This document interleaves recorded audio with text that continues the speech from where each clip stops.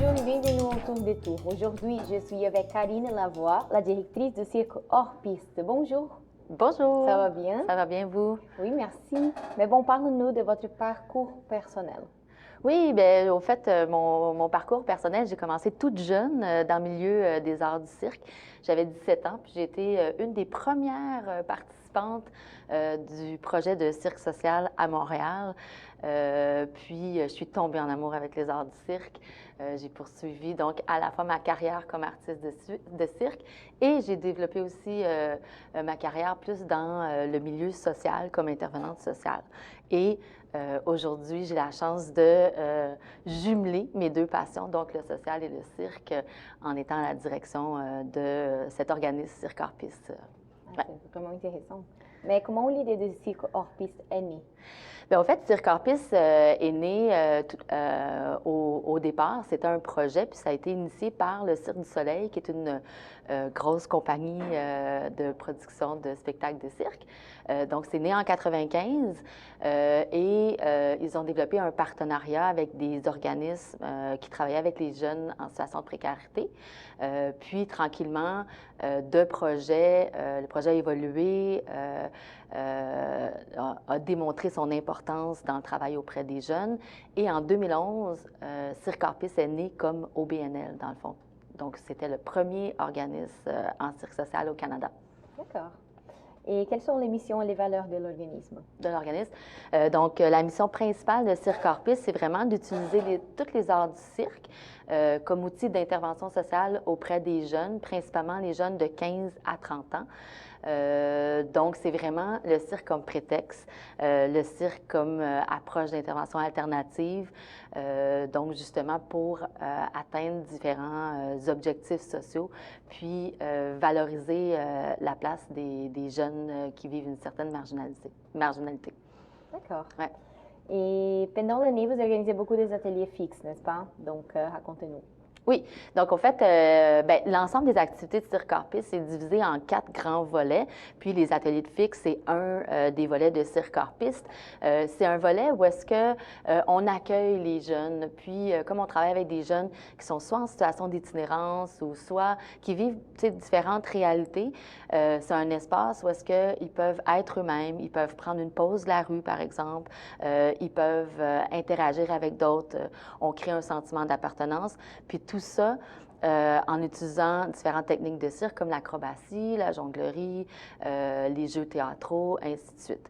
Puis c'est toujours une équipe qu'on appelle tandem qui les accueille, donc des instructeurs de cirque et des intervenants sociaux qui, ensemble, proposent des activités aux jeunes. Puis c'est toujours avec des objectifs sociaux. Tu sais, par exemple, on peut faire un atelier où est-ce qu'on veut aborder comment prendre soin de soi, comment prendre soin des autres. Puis, à ce moment-là, toutes les activités qu'on va faire pendant l'atelier, ça va être en fonction d'atteindre cet objectif-là auprès des jeunes. D'accord. Ouais. Et donc, les circo vélo, c'est un autre volet. Oui, c'est un autre de nos volets. Puis Circo Vélo, à la base, l'idée, c'est vraiment d'aller rejoindre les jeunes où est-ce qu'ils sont. Donc, ça se passe principalement à l'extérieur, principalement dans des parcs. Donc, on veut rejoindre les jeunes les plus isolés qui souvent fréquentent pas les organismes du quartier. Puis, on veut utiliser le cirque parce que le fait que le cirque est un peu attractif, ça facilite la création de liens, puis ça crée des liens autrement que par l'intervention traditionnelle. Puis on vise aussi par Circo Vélo l'amélioration de la cohabitation sociale dans des lieux où est-ce qu'il y a énormément de tensions. Donc, peut-être favorisé par le cirque, l'échange entre autant les jeunes que nous on vise que, par exemple, les résidents, les familles, les commerçants, et ainsi de suite. D'accord. Et comment une personne peut participer à des créations collectives en groupe? C'est ça. Donc, les créations collectives, c'est un autre volet, notre troisième volet. Puis, plus particulièrement, les créations collectives visent la préemployabilité des jeunes principalement en situation d'itinérance. Donc, on engage un groupe de 10 personnes.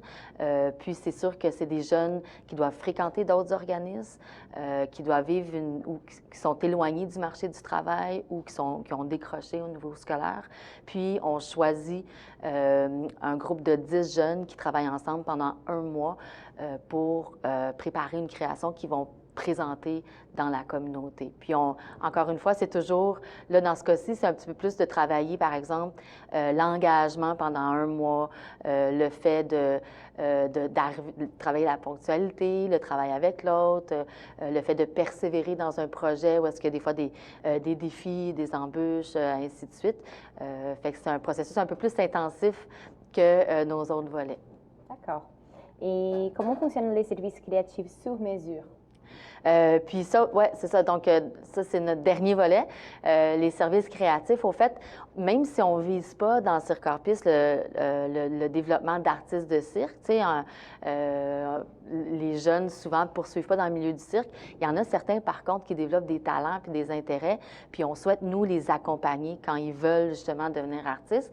Puis les services créatifs servent un peu à ça. C'est-à-dire que on va vendre, un peu comme c'est notre volet en même temps d'économie sociale. On va vendre des animations, des spectacles, des activités team building dans des festivals, dans des événements familiales.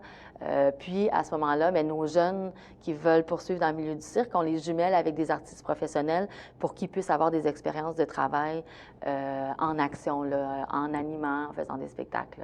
Voilà. D'accord, parfait. Et quel est l'impact du cirque dans la société? L'impact du cirque dans la société, je dirais qu'en gros, tu sais, je pense que c'est un art qui est très inclusif. À la base, le cirque, ça a été né par la marginalité. Puis je pense que ça fait du bien aux gens qui le regardent, ça fait du bien aux gens qui en font. Puis je pense que le fait que, tu sais, la diversité des arts du cirque, tu sais, il y a 14 disciplines dans les arts du cirque, on vient rejoindre chacun peut y trouver sa place, tu sais, dans le fond. Puis je pense que le cirque, c'est en même temps le plaisir, c'est le rire, c'est le défoulement, c'est prendre des risques, ainsi de suite. Donc, je pense que c'est très large l'impact que peut avoir le cirque dans la société. Ouais, c'est une famille en même temps, c'est un art rassembleur. Ouais. Oui, c'est comme partager le bonheur avec beaucoup de personnes. Exactement.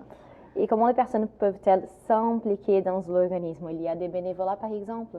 Oui, bien, au fait, nous, on accueille des bénévoles, mais de façon ponctuelle. C'est sûr qu'on a un conseil d'administration, puis assez régulièrement, à chaque année, il y a des postes qui se libèrent. Donc, les gens, ça peut être une façon qui peuvent s'impliquer à Circorpis, vraiment dans le développement de l'organisme. Sinon, on a un événement annuel qui s'appelle Hors-Piste, qui se passe à chaque année au mois de juillet. Puis à ce moment-là, on invite, on engage des bénévoles pour nous appuyer dans cet événement-là. Ouais. D'accord. Mais bon, merci beaucoup, Karine. Merci beaucoup. Et merci à vous. À la prochaine.